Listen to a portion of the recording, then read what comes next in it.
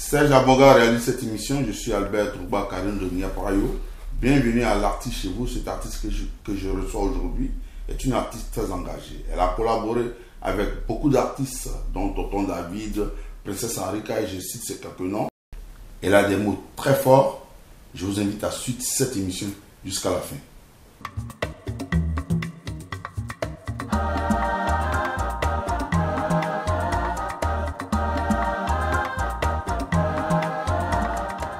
Bonjour, c'est Serge Abonga, c'est le réalisateur de l'émission. Moi, c'est Albert Droba Carino de Niaparayo. Chanté. Et vous? Et moi, c'est Denise Sauron, donc chanteuse, Sauron, voilà. chanteuse, choriste. Ce nom-là, franchement, ça me dit quelque chose parce qu'on sait que quand on voit, par exemple, Bercy, qui est devenu l'Alliance Arena, le Zénith, le Bataclan, Exact. toutes ces grandes salles-là n'ont pas de secret pour vous parce que vous y avez accompagné pas mal d'artistes. Exactement. Tonton David, Princesse Erika. Franchement, c'était un plaisir de vous recevoir. Eh ben merci, c'était un plaisir d'être là aussi. J'ai envie de vous demander, c'est quoi, qu'est-ce que vous retenez de tout ça là? De tout ça? Oui. Mais je retiens tout, parce que de toute façon, c'est une vie. C'est toute une vie, c'est un métier choisi. Donc forcément... Est-ce toujours derrière pour les gens, les autres? Ben, je fais tout, moi. Je suis derrière, je suis devant, parce que je suis aussi chanteuse. Mais c'est pas... souvent, les gens disent ça, être derrière. Non. Une choriste ou un musicien, c'est pas... déjà, on travaille pas pour les artistes, on travaille avec les artistes. On n'a pas de chef, on n'a pas de patron. En tout cas, moi, en ce qui me concerne, c'est comme ça que je prends le métier. Derrière, il faut pas prendre ça comme quelque chose d'inférieur ou de gens qui ne sont pas considérés, etc. Non. Dans un concert, sur scène, chaque élément a son importance. La chose ne peut pas se faire s'il manque un élément. Donc c'est pas parce que le chanteur est le chanteur qu'il est devant qu'il a plus d'importance que les musiciens ou les choristes. Ça c'est faux. Ça c'est l'idée des gens. C'est un regard. On voit l'emplacement. Lui il est devant, lui il est derrière. Donc chacun a sa place, son niveau d'importance. C'est humain de juger les choses comme ça, alors que non. C'est pas une question d'importance ou pas, c'est une question juste de présence. Et que si cet élément-là, qu'il soit derrière ou devant, n'est pas là, la chose ne se fait pas. Donc voilà. Moi c'est un métier à part entière aussi. Choriste, que j'aime beaucoup faire. Avec l'artiste ivoirien Bloko qui fait du zouglou, vous avez, il y a quelques années, sorti un titre à Mio, une reprise de la chanson de Bébé Manga. Et ce titre qui a été en 2006, le titre de l'été, c'était vraiment, vous avez explosé tout le décibel à ce moment-là. Ouais. Amio, le monde est ma maison. Wow, wow, wow, et le ciel est mon toit. Wow, viens avec moi. Waouh, ça date quand même. Ouais, il est plus vieux. Il était là avant moi. Hein, la voix n'a pas changé. C'est quoi? Donnez-moi votre recette. Ben, il n'y a pas de recette. Hein. Moi, je pense qu'on est. On est, c'est tout. Ça s'explique pas toujours, en fait. Donc, vous ne travaillez pas, vous ne prenez pas de potions magiques pour avoir cette belle non. voix là. Non, parce que. C'est héréditaire ou pas? Héréditaire. Non, mes parents ne chantent pas. Non. En plus, je crois que dans ma lignée, il n'y a pas d'artiste. Je crois que je suis la première de la lignée. Ouais, non. Il n'y a pas d'artiste. Même après, mes enfants, j'ai 2 garçons, ils ne chantent pas. Non, c'est... C'est vous, en fait. C'est moi. Voilà, je chante. Point barre. En tout cas, c'est pas pour faire rougir, mais vous chantez très bien. Merci. Ouais. Vous chantez très bien. Merci beaucoup. Si c'était vraiment... Vous avez explosé tout le décibel à ce moment-là. Ouais. Oui. Ben, c'est bien, c'était très bien. D'ailleurs, c'est là qu'on s'est rencontrés avec Bloko, parce que moi je ne le connaissais pas du tout. Et puis c'est là que j'ai connu un petit peu sa discographie, d'où il venait, ce qu'il avait déjà fait. Et ouais, en effet, c'était un petit peu un succès facile, parce que quand on revient derrière un tube, parce que c'était déjà un tube, apparemment. Moi j'ai appris un petit peu après avec ça l'historique de cette chanson-là, qui a été repris qui a été chantée par Bébé Manga, écrite par Ebanda Manfred. Voilà. C'est Ebanda Manfred, je crois, qui a écrit cette chanson. C'est un Camerounais, il me semble. C'est une chanson qui vient de là-bas. Et il me semble qu'elle a été aussi chantée par Myriam Makeba, je crois. Pas sûr. Qui a été repris par un chanteur. C'est quoi ce chanteur? Un chanteur. Voilà. Henri Salvador. Voilà.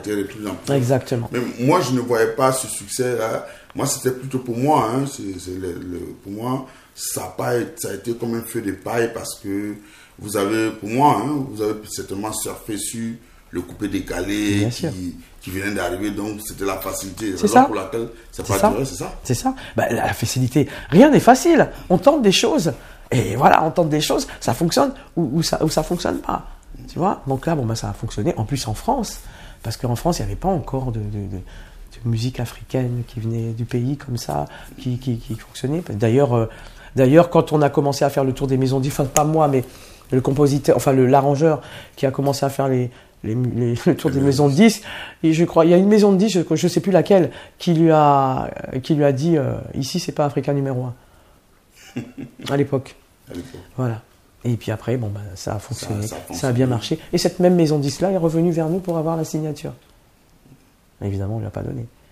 Donc, vous voyez. Non, c'était une bonne chose. Mais aujourd'hui, avec le recul, selon vous, qu'est-ce qui a fait que ça n'a pas continué l'aventure? Mais si, elle a continué l'aventure, parce que quand vous avez un tube, moi, ce que je vois, c'est que quand on a un tube, un tube fonctionne, il fonctionne toujours. C'est un truc qui est encore joué, qui est encore. Ah, par rapport à Blocko. On s'attendait à d'autres choses après. Bah, après, on a fait. Non, parce que. Le problème, c'est que, vous savez, dans les interactions comme ça, c'est ça la musique. C'est pas parce que on a fait un truc que ça veut dire qu'on va continuer toute sa vie à chanter avec Blocko. Moi, j'aime bien Blocko, mais j'ai pas envie de chanter avec Blocko toute ma vie. Oui, tu vois ce que je veux dire?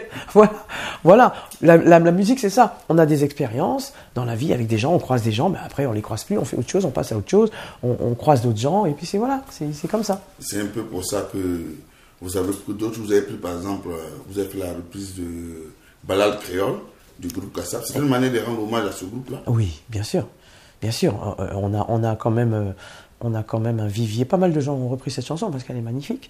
Très bien. On a quand même un vivier aussi chez nous de très bons artistes. Et je crois que tout artiste, qui qu'il soit, a envie un jour, au moins une fois, plusieurs fois même, de faire des reprises de gens qui sont passés avant nous et qui ont fait des choses merveilleuses. Pas pour faire mieux qu'eux ou pour la facilité de un tube, alors on va surfer sur un tube. Non, c'est parce que c'est quelque chose de magnifique et qu'on a envie de le chanter. Et c'est tout. Et que c'était Kassav quand même. Et puis c'est Kassav. Ils ont quand même ramené un gros univers musical chez nous qui est toujours là, qui sera toujours là et qui inspire tout le monde en fait. La Martinique, Guadeloupe, le Sénégal, ce sont des pays vraiment qui comptent beaucoup. Expliquez-nous un peu. Oui, parce que je suis d'un père guadeloupéen, d'une mère martiniquaise. Je suis né sur la terre africaine. Sénégal. Et oui, et c'est normal. Je veux dire, même si j'étais pas né sur la terre africaine, je sais que je suis africaine et que je viens de là et qu'il n'y a pas d'Antilles sans Afrique. Donc voilà. Alors Denise, le Sénégal, quand on dit Sénégal, on parle quand même de Gorée, tout ça, tout ce que ce peuple a souffert. Martinique, Guadeloupe, ce peuple qui est quitté en Afrique pour aller. Alors, est-ce que c'est pas tout ce cocktail-là qui bouillonne en vous et que vous êtes... Parce que quand j'ai lu vos interviews, vos interventions, c'est vraiment... Oui, le côté au Sénégal, bien entendu, le côté goré, comme vous dites, etc., par rapport à l'esclavage. Mais moi, je ne me positionne pas en tant qu'esclave. Parce que le problème aussi de nous, peuple noir, c'est qu'à chaque fois, nous-mêmes, noirs que nous sommes, nous nous voyons toujours en tant qu'esclaves. Nous nous positionnons en tant que l'esclavage. C'est la seule chose qu'on voit de nous et que les autres aussi. Moi, je suis une femme noire. Évidemment, l'histoire, ça a été l'histoire. Mais je me lève pas tous les matins en pensant à l'histoire et en me disant peuple de Gorée ou femme esclave. Vous voyez, je ne me positionne pas en tant qu'esclave. Pas du tout. Et c'est pour ça, justement, qu'il y a ce côté combatif en moi. Parce que déjà, je n'accepte pas et je refuse que nous nous voyons et qu'on nous voit qu'en tant qu'esclaves et que certains s'imaginent encore qu'ils ont un droit un droit supérieur sur le peuple noir, parce qu'on en est encore là, hein, malheureusement, parce que l'esclavage ne s'est jamais terminé. Quand on a un ennemi de cette envergure, on l'a à vie. Ils ne nous ont jamais lâchés. Quand on a eu cette espèce de puissance mauvaise sur nous, cet acharnement sur nous, il faut arrêter de croire que ça s'est arrêté. Ça fonctionne. C'est ça que vous êtes toujours engagé. Mais oui, parce qu'on le ressent. On le ressent. Ne serait-ce que le rejet. Ce rejet que représente le racisme, le fait de gens qui vous regardent mal ou de gens qui vous ferment une porte parce que vous êtes noir, de gens qui se permettent de croire qu'ils ont le droit de décider de votre avenir, que vous ne devez pas aller là parce que vous êtes noir ou que vous ne devez pas faire ça parce que vous êtes noir. Bien sûr, on le subit ça, directement ou indirectement. Même si ça ne nous arrive pas directement, que ça arrive aux autres, ça touche. Vous voyez, donc moi, personnellement, j'ai une très haute opinion de mon peuple. Laquelle ? La puissance, le pouvoir. Et je me dis qu'on ne s'en prend pas aux faibles. La plupart des gens ne comprennent pas. Ils sont là et ils restent en position d'infériorité en se disant « Ouais, machin, voilà, on est comme ça. » Parce que c'est ce de ça qu'on nous affuble. Hein? Mais justement, moi, ce que je me dis, c'est que pour mettre autant d'ardeur à travers les années, à travers les siècles, pour nous faire croire, pour le dire aux gens, prendre la peine d'écrire un livre gros comme ça, qui s'appelle le Code Noir, pour dire le noir est ceci, le noir est en bas. Si c'est vrai, pourquoi tu as besoin de l'écrire? Si c'est vrai, si c'est ce que nous sommes naturellement, pourquoi vous avez besoin de nous le répéter tous les jours? Pourquoi vous avez besoin de l'écrire? C'est parce que c'est faux. C'est parce que vous voulez qu'on l'intègre en nous. Parce que vous parlez de vous-même. Donc, voilà. Donc moi, personnellement, c'est pas des trucs que je crois pas à ça. Et moi, en tant que femme noire, je ne permets pas à personne de décider de ce que je suis, mais savoir des choses. Quelle est cette opinion que vous avez de votre peuple noir? Mais parce que nous, peuple noir, nous sommes l'origine, nous sommes le départ, nous sommes le commencement. On dit souvent des choses faciles, oui, l'Afrique, c'est le premier continent, etc. On voit très bien la puissance de l'Afrique aujourd'hui. Qui ne sait pas, qui ne voit pas? Sauf que la présence de l'Afrique n'était pas seulement dans le continent africain, elle était sur toute la Terre. Donc c'est là où on voit quand même... Lucie. Oui, tout le monde a parlé de Lucie, mais il n'y a pas que Lucie. Lucie, elle était partout, parce que c'est toute la Terre. C'est toute la Terre qui était habitée par des Noirs. Et le Noir a absolument tout inventé. Alors donc comme ça, le Noir a tout inventé? Bien sûr que le Noir a tout inventé. Il y a des choses, je pense que il y a une façon, parce que tout est fait. On est dans un monde où l'information, les médias, c'est la pire des choses pour moi. Les médias, non, c'est-à-dire les médias, j'explique justement dans le sens où c'est une possibilité d'influencer les gens dans un sens ou dans un autre. C'est ça les médias. Vous voyez, tout n'est pas bon à prendre dans les médias. Et ça, c'est une arme qui est utilisée contre le peuple. Parce que il n'y a pas que le peuple noir qu'on spolie. Il y a aussi les autres peuples, le peuple blanc, qui on leur fait croire qu'ils sont supérieurs, qu'ils ont tout inventé, alors que c'est pas vrai. Donc voilà, il y a tout. Moi personnellement, je pense qu'il faut aussi. Pourquoi vous pensez qu'on fait tout pour qu'on ne réfléchisse pas par nous-mêmes, pour qu'on ne pense pas par nous-mêmes, pour qu'on n'ait pas d'analyse de nous-mêmes?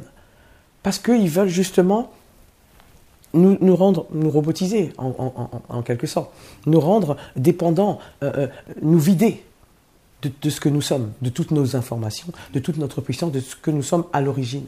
Le fait, mais quand vous avez des gens qui vous poursuivent comme ça, à travers les siècles, à travers les générations, qui veulent imposer quelque chose en disant non, celui-là il est comme ça, comme ça, comme ça, à travers les générations, c'est un truc qui ne s'arrête pas. Mais posez-vous des questions. Mais quelqu'un qui n'est rien, il dérange personne. Quelqu'un qui n'est rien ne dérange personne. On dit chez nous que c'est l'arbre qui a le fruit, c'est lui qui est lapidé. Vraiment. C'est tout. Récemment, chez UA Productions, il y a eu l'aventure, du moins le projet Expression Libre, et vous avez chanté une chanson Jésus. Black Jesus. Voilà, parce qu'on a parlé de l'évangile. Quand j'écoute vraiment cette chanson, je me dis que d'abord, est-ce que vous ne blasphémez pas un peu? Pas du tout. Pourquoi blasphémer? Pourquoi est-ce qu'on blasphème? Parce qu'on parle de Jésus. À suivre sur MC8.